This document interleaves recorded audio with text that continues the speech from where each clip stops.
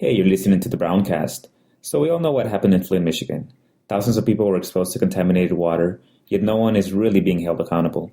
We're going to talk about the cover-up, if those responsible will face any criminal charges, and how these things always seem to happen to poor people. Let's start off with what's going on in Flint, Michigan. So just some bullet points here that I was able to gather from the internet. The water is undrinkable. Some people even reported that there was orange water running from a fire hydrant as a result of the government, to save some money, they decided to get the water from the Flint River, despite the fact that they knew or they didn't know. This is where the controversy comes in, that the water was not safe to drink. So there's a lot of things that are just coming out now. There's high levels of lead in water. And the recent stats that I checked is probably over 100 kids with lead poisoning, and it could be more than that. According to the news, the pipes throughout the city are corroded because of the water. The quality of the water is so bad, and the toxicity is probably, I'm not even sure what was in it. So it's going to cost even more to repair the pipes than the money that they saved by drawing the water from the Flint River. So what do you guys make of this whole fiasco that's going on in Flint, Michigan? Right off the bat, like you mentioned, like there's 100 cases of children who have been detected with lead poisoning. I mean, that's just 100 cases that are known, but I mean, this could really stretch into into the thousands of individuals that have some type of exposure to the contaminated water. I mean, I've even heard, it was an NPR doing an interview with a resident from Flint that that she was reporting that they have to wash like their they have to take showers with bottled water, but that's only recently when it was discovered that the high dangerous levels of lead in the water.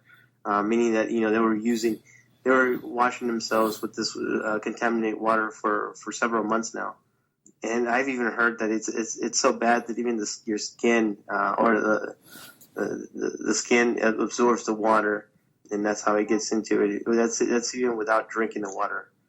But anyway, I wanted to talk about like the implications that this will later mean. And how it affects people in the future. I think that's the same area where I want to focus, because I think there's a lot of different factors to consider here. For example, the first one is that obviously it's a Republican governor who's in charge of the state, and the population in Flint is predominantly African American. I forget the latest figures, but it's up there.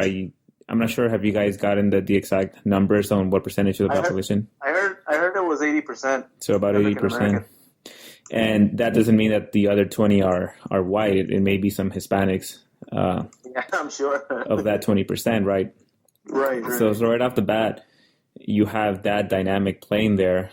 And also, Governor Rick Snyder released some emails, I think it was this week, to try to absolve himself of any blame. And I think it ended up backfiring, because they even some of the reporters that went through the emails were able to, they caught people making fun of the complaints and even ridiculing the people for complaining about the water and making light of it at the time. So he's pretending he's pretending that it wasn't really something that he was directly in charge of, that it was more of like a local situation. But I think that the backstory behind this is that the city was in such a bad state that the state government had to take over, right? And then this is when the contractors came in, and then they made the recommendation to divert water from the Flint River to people's homes so they can drink it, so they can save some money. Yeah. But to what extent? I mean, it seems to me like obviously the first thing that people are saying out there is that this wouldn't have happened had it been a white neighborhood. Well, and I'm glad you said that, because actually I have these figures here that I got from blackcityinfo.com. Oh wait, hold on, but that must be a black site, so it's probably biased. I don't know if we can believe it. Check this out. I'm just kidding. It may be, but check this out. I mean, it says for the Flint demographic of Flint, Michigan, 41% are actually white and 53% are black. Less than half of less than 1% are Native American, and Asian also make less than 1%. Hispanics will account for almost 3%. But I'm actually glad that you mentioned that, that had this been a white dominated city or area, that maybe they would give more attention. But I think it was interesting. I was listening to Bernie Sanders talking about this, and he mentioned that if Flint, Michigan was predominantly middle class or upper middle class, actually white, it would get the attention that it deserves. But with that said, I think it would be a mistake to say this is only a black issue. It's not. It's a poor issue. It's it's a poverty issue. Yeah, I agree with that. And that accounts for that can include whites and Hispanics and blacks. And yeah, I'm surprised that the number of whites is actually quite high. I thought I had seen figures that were in the 80s. What is the actual demographics of Flint? It was 41% are white, 53% are black, less than 1% are Native American. Another less than 1% is Asian. About 3% are Hispanic. 3%. But this is what's reported. Of course, there are areas of Flint, like any other city. I'm sure they're segregated by economical, social-economical status, meaning that I'm sure they have a higher class in certain areas, and like any other town. But even so, I mean, it's still I still think that it's a poverty issue. It's if you're poor, you really don't have a voice in this. I agree, because I'm sorry, Mikey. No, I wanted to make let me make a point, because or a few points. I agree that it's not necessarily a race issue, although because of the conditions for certain minorities, it does break down as a race issue, because of poverty afflicts minorities more than the white race. But I can see this playing out in, let's say, a city in the like an Appalachian city, you know what I mean? Like Kentucky or Tennessee, somewhere right there. I can see that happening right there too, where failure of government, because I think that's the most damning thing from this Flint episode. Yeah. That local government, state government, and federal government, they all dropped the ball, and it was mainly because the city it lacks the power to exert some sort of a voice and demand be put in place, because I guess that's the biggest problem or the main thing that happened, that everybody was able to turn their backs on this issue and thinking that they could get away with it. Right. And you know what? Actually, it wasn't a few years ago. Wasn't there a case? And I was trying to look at it, trying to look it up, but I couldn't find it. Wasn't there a case? I think it was in either Tennessee. It was somewhere in a southern state where the water was also contaminated. And I remember looking at the reports, or looking at the news, and the water was coming out like really dark and really, really bad, and it had a foul smell, and this is whole fiasco. It was a few years ago. I don't know if you guys remember that, but it didn't get it did get some attention through the media. But this feels a little bit different, though. I mean, this feels like it's purposely trying to the government, cover themselves, so to shift the blame over something else or someone else. Maybe we should blame the Mexicans. It's interesting. It's interesting. Right. It's interesting because when we started this podcast, my idea of what the breakdown of the demographics was what I thought. Like I said, I thought it was higher. I thought it was in the 80s. So obviously that shapes the narrative and your point of view in terms of how you approach it. Because obviously the first thing that we think is, that's something at play here, the racial makeup of the city. At 57% black and close 40% white, I obviously, when we have these conversations, as we get more information, our own perception and how we feel about things changes because we get more information, and that shapes it. So to me, it seems like it's more about poverty as opposed to the racial makeup of it. It's almost down the middle, 50-50. I wouldn't be surprised if most of those white people are probably maybe lower middle class or poor, because this happened, like you guys mentioned earlier, this happened because this is a people that's powerless. They don't have the money. They don't have the resources. Once they started being affected, what kind of recourse do they have to try to complain to the city? They can't hire lawyers. They can't mobilize people. They're not part of like these huge groups to try to, they can't pick up the phone and call their buddy who knows the governor or right. Their network, first of all, is not even there. And so I'm going to say here, it seems to me, I obviously I need to do a little more research, but this happened because it's the people that are poor. And we've seen other examples where it's been poor white neighborhoods and they go through similar ordeals with governors, with state governments. Yeah. There was a documentary about fracking, remember? And they went documenting several instances where they were testing the water for the people, and they were predominantly white. I think the difference this time around is that Flint is not that small a place, because in that documentary where they were featuring, I think it was farm people. It's a city. It's like because Flint is a bigger city, so there's a different dynamic, and it's in the spotlight because of that. Right. Whereas the other one, where they were lighting the water on fire. And, yeah. Yeah. Oh, right. You're talking about Gasland. Yeah. So I think it's because of scale, I guess. It's a bigger city. Yeah, no, it's a city. We're talking about almost 100,000 individuals. It is interesting that how, at least how I perceived it in the beginning, through the media, that there was a division that and I even heard that it was a race issue. Yeah, it was a race issue. Yeah, it was a race issue.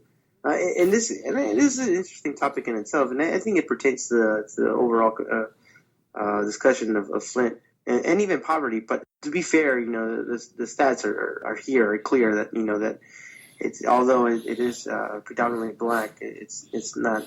It's also a white issue. It's just a people issue, a human issue. But I think the point I was trying to make is that it doesn't matter how it was brought up, and I don't care how it was brought up. The fact that it was brought up, and now it's time for people to be alarmed, because if this is happening in a small city, it could happen to definitely a small town. It happened to a small community.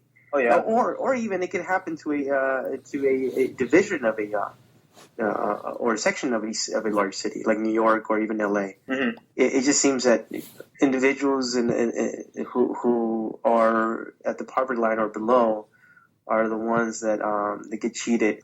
But what's disgusting in what is disturbing and disgusting of all this is that government is not doing what they're supposed to. It's not protecting the people, and they've known for quite some time. And also, because the cities are supposed to test the water every so often, and they're testing the quality of it. So to me, I'm here thinking, at what point did they know? Because someone must have known, and they reported it. Now, whether or not that report gets taken seriously, or it just gets pushed under a stack of papers and forgotten, that's what we don't know. But I'm pretty sure that whoever was monitoring the quality of the water noticed it a long time ago, and it probably never made it up to the right people. And whenever you start talking about prosecuting elected officials, it's a slippery slope, and they know that. That's one of the reasons why they're very reluctant to prosecute anyone because they know that if you do that, it sets a precedent, and then you can start prosecuting just about everyone. Exactly. Yeah. But this is criminal. This is criminal, and you guys have seen the memes that are out there that if ISIS had poisoned an entire city, With lead. with lead, if they had poisoned the water supply of a whole city, you'd have World War III right here at home. Oh yeah, no, absolutely, and I'm glad you made that analogy because it's not far fetched. It's it's absolutely true. I mean, and it's well known that the chances of any of us being involved or directly impacted by a terrorist attack is very slim. But in this case, I mean, our elected officials could definitely try to hide or not do their job or even do criminal acts that they can harm people in the thousands, like in the tens of thousands, like here in Flint, Michigan, and other places around the United States and territories. Yeah. And they're not prosecuted, and it's brushed under the carpet. I mean, and then the media starts talking about other things, but that's just a different topic there. But it is disturbing. Yeah, because I know. I know individuals that work at large school districts. I actually want to raise this point: is that in some of the campuses at the local district where we all live, I mean, the water was deemed undrinkable for many years now. And because LA, I mean, naturally LA is just it's an older city, and we have a lot of what's the material? Not copper. What's that? Galvanized piping throughout the city, and it's almost, if not 100 years old, it's pretty close to 100 years old piping throughout the city. And I know these schools are like I said, the water is deemed undrinkable, but it just seems like no one does anything about it. Now, my experience working in more affluent neighborhoods at specific schools. I witness special filters in water faucets throughout the school, and even in some classrooms. The ones I was able to enter. That's interesting. Now, I've also worked on the not so affluent neighborhoods, and I'm trying to remember if I ever seen filters at their water faucets. And I can't answer that question. I don't recall seeing filters. Yeah, I don't recall having water filters in my school, elementary, junior high, or high school. Yeah. Mm-hmm. And it's tragic. And then if we want to get into how government doesn't really, if we really want to talk about how contaminated some of these areas are. Not just with water. I know, in cities like in Carson, California, and also nearby Torrance, some neighborhoods, Torrance, Long Beach, and San Pedro, their soil is contaminated. And at least within the last, I don't know, maybe 10 years, there's been a large number of individuals who are partaking in growing their own vegetables at home. Mm-hmm. But I often think, what's the likelihood of their soil being contaminated? The soil that they're using, to plant their vegetables and feed their children and feed themselves. And I mean, it's a known fact, that oil refineries that buried, their toxic waste in various parts of the cities that I mentioned, and but nothing's done. Nothing's mentioned. It doesn't come out in the news or anything like that. Yeah. It's just to add to Flint. The thing that I keep going back to with Flint is that the government officials were telling the residents that the water was safe to drink for a long time, and so this brings up the question: at what point do you start questioning what the elected officials are telling you? Because they tell us things on an everyday basis here, and these individuals in Flint, they went along with it. Assuming that the government officials have their best interest in mind. Now, it happened in Flint. It's going to happen somewhere else. what do you guys think, for at least for us, because obviously we're part of this system too. We have government officials that tell us things, and all the time we're supposed to believe them. When do you think it's appropriate, or when do you think it's like our duty to challenge everything that the government officials say? Because I know there's a lot of people that don't, and I bet there were probably some people in Flint, Michigan that didn't trust what the government was telling them, and they probably figure out a way to not drink the water and either use filters or just try to buy filter water or bottled water. Bottled water. And I'd be interested to find out if there's stories of people who were initially claiming that the water was toxic and were being ridiculed by everyone else right in the beginning of it. That to me is interesting, because that to me is a dynamic that happens over and over, and it's going to keep happening. Right. Absolutely. Just today they were talking to I think Mikey mentioned NPR earlier, and that's where I was hearing a story about a guy who I forgot what his official title was, but he tested the water back in, I think, March or April of 2015, and he was raising the alarm that it had unusual levels of lead in the water, and they dismissed him. The Flint government, they were dismissing him as a quack, I guess, with his science. They were saying that it was indefinite or something like that, something to that effect. That it was not conclusive evidence, or that it was not reliable in some way. And it all started because of a concerned citizen, like you were talking about.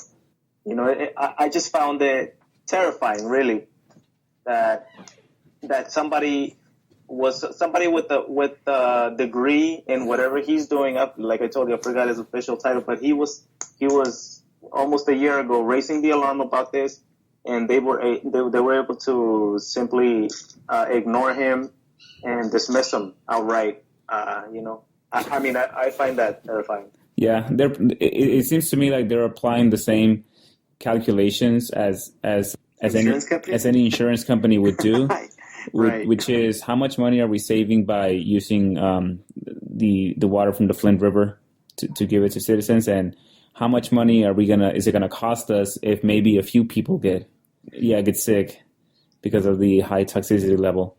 And well, if that was the calculated decision that they made, then they need to hire some smarter people to make their calculations, because this is getting out of hand. And there's a federal prosecution that's underway, and I'm really interested to see what they find, and if they do find evidence of negligence. Yeah, of negligence, and if the government knew and he willfully continued letting people drink the water, telling them that it was safe. I wonder if he would get any jail time or any other type of penalty.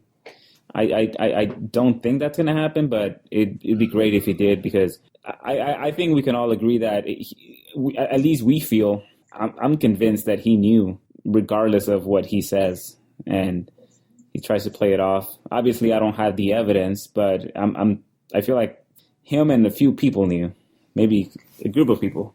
Yeah, I'm sure too. But like you said, I mean, you know, if what's the likelihood of this individual of Snyder facing prosecution? And if he faces prosecution, I mean, then it's the whole legal aspect of it. I mean, will he be found guilty, or would his punishment equate the crime? And I don't know. It's like, you know, it's a circus in itself. It's like those police officers who I really don't investigate themselves. Yeah, like they investigate themselves. Not only that, they it's like they we're happy, and we're praising that, you know, that when prosecutors are filing charges against police officers with poor conduct. However, you know, what's the likelihood of them facing any serious time? Yeah. So that in itself it's a long process. But so the most important part is like the of all this is the victims in all this, and how can we, it's a tragic thing it's happening throughout the United States. It's happening, but how can we raise the alarm, and how can we go about it to do we stop trusting government? What do we do? Do we continue to trust government? Is it a specific part of our government? Meaning, is it the GOP philosophy, or is it are Democrats also doing the same thing? And who knows? Most likely, I think they are. But the great question is, what can we do to prevent this from happening? What I'd say to that is the people that automatically trust what the government tells them or recommends for them to do, I think they have to take a really hard look and question what's in the interest of the government. Is the government out there to protect the safety of people, or are they, more than anything these days, Democrats and Republicans, protecting their bottom line, trying to protect businesses, make sure that businesses don't leave the states, or try to get them to stay at the cost of, doing massive damage to the environment, polluting the water, whatever it is that the corporation may be doing in their state? Mm-hmm. Who are they beholden to? And I don't think it's the people. I felt like that for a long time. So that's why whenever the government's telling, like in this case, telling them that the water is safe to drink, despite the fact that it's coming out orange from the faucet, if your inclination is to believe that the government is out there to protect you and to protect you and your family, then you're gonna get bit in the butt. Yeah, when things like this happen, because you went in there with the wrong state of mind, trusting your government. You obviously want to have some trust in that the government is out there to make this to make the city, to make everything function, but you also have to at least try to verify what they tell you. You don't just believe it outright. Yeah, it's tricky. It's a tricky dance. Yeah, it is. It is very tricky. You're right. Right, because where do you draw the line, right? Yeah. So now, let's say, start with Flint, Michigan. Then what else are they not being completely truthful about? But I think drawing the line, it's personal to each citizen. Mm-hmm. It's a personal issue or decision. But at the very least, I think you guys would agree with me. What we can promote here is that it's critical thinking. I think that approach to considering what the government is recommending. When you're considering what the government is recommending, I think we should ask ourselves, or ask yourselves, how is this? Who's benefiting from this action? Who's benefiting from this law? Who's benefiting from this? From these actions of the government? And a lot of the cases, it's corporations or it's companies. They don't have to be multi-billion-dollar companies or corporations, but definitely corporations or companies who are doing business in the state at really cheap cost, mm-hmm. and tax breaks. Yeah, and through tax breaks and feeling threatened if the government upsets these entities, mm-hmm. they will get up and move over to one state over and continue to do business. And I have a huge problem with that. And I'm sure like you guys do. And I'll give you an example of actually, that was a conversation I had with one of the professors about Toyota. Here in California, Toyota is leaving. Toyota and Lexus, they're leaving they're moving over to Texas. I was talking to one of their employees who works at their corporate office, and that individual told me that the 25% at least 25% of Toyota's market is here in Southern California, and yet they're getting up and leaving. X amount of actually hundreds, if not thousands of employees have to be relocated, have to leave to if they want to keep their employment, of course, to Texas. because Texas is giving them a tax break.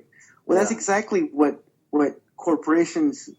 I mean, I know we have a free market, but I mean, when we have and I agree that the company should be able to get up and go. However, I truly believe that companies that do that, especially when their market is in a specific area that they're leaving, should be punished for that in some way. Should pay for that through taxes. Without, and this is I think this is the fantasy behind it. Without having the consumer pay for that, because it all trickles down to the consumer. Within a population of individuals, you'll always find certain individuals that will figure out how to game the system and how to freeload off of the work of others, so that the lazy individual, if he can find a way to be lazy and get ahead through the effort of someone else or benefit off of the work of someone else, then he'll do it. He'll find a way to do it. This is common. This is widely discussed, which is the opportunist, the individual that always finds a way to take advantage of a situation. But the reason that individual finds a way to take advantage of a situation is because you may have 10 people who let's say that they're producing something and they're very efficient at how they produce it. And then this individual figures out, hey, these other 9 guys are really efficient, so I can actually be half as efficient as them, and then I can take from them. I can take one item from each one of them, and they're not even going to notice because their efficiency is so high in what they're producing. And by taking one item from them, it's going to increase my efficiency too, and I'm just going to work half as hard as they are. And so the problem, and that seems to me to be the philosophy that these corporations are adopting, like what Mike mentioned. And the problem with that approach, though, is that it's not sustainable, because you're only able to do it because of the efficiency of the 9 individuals. So the same thing with the corporations. This corporation gets to go to Texas because there are other corporations who are trying to do it right and who are paying their employees correctly and who are actually contributing to this system and propping it up. So now eventually what happens, and this is what I think we're seeing happen with capitalism, that too many corporations are doing this. They're trying to find the loopholes. They're trying to find a way to cut back on benefits, on salaries, and they're moving wherever it is that they have to move, even to the point of moving overseas. But where's the tipping point where if you have, let's say in this example that I gave with the 10 individuals, if one guy does it, the system could probably function, and those other 9 individuals that were really efficient will probably keep doing it. But what if 2 or 3 start doing it, and then 4 and 5? Then all of a sudden it breaks apart because everyone's efficiency is going to decrease, and it's going to become an obvious problem. I think this country, our economic system, is going through something very similar, where the more the corporations try to do it, there'll be a tipping point where like a few more corporations do it, and it's just going to tip it over, and then the whole system is going to have some serious problems. If we're not at that problem already, right? And I'm glad you mentioned overseas, because the idea is that this is happening in our own backyard, where corporations are just moving around from state to state because they're avoiding tax breaks or whatever, or polluting the new communities they move into, and the government is not doing anything to protect these individuals. But then these companies, and they also get up and they go overseas. And more recently, we've had candidates from both sides of the aisle complain that these companies are leaving overseas and they're not paying their fair share, which is true. Which is true, and we should. I personally think we should be against that. I agree, but it's happening in our own backyard. So how can we talk about that and not talk about this?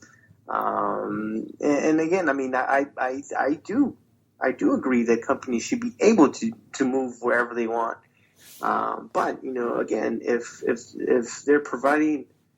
they're making a marginal profit in a specific location, and they decide to move, I think that company, for the sake of profit, I think that company should pay a higher interest, and they shouldn't trickle down to the consumer.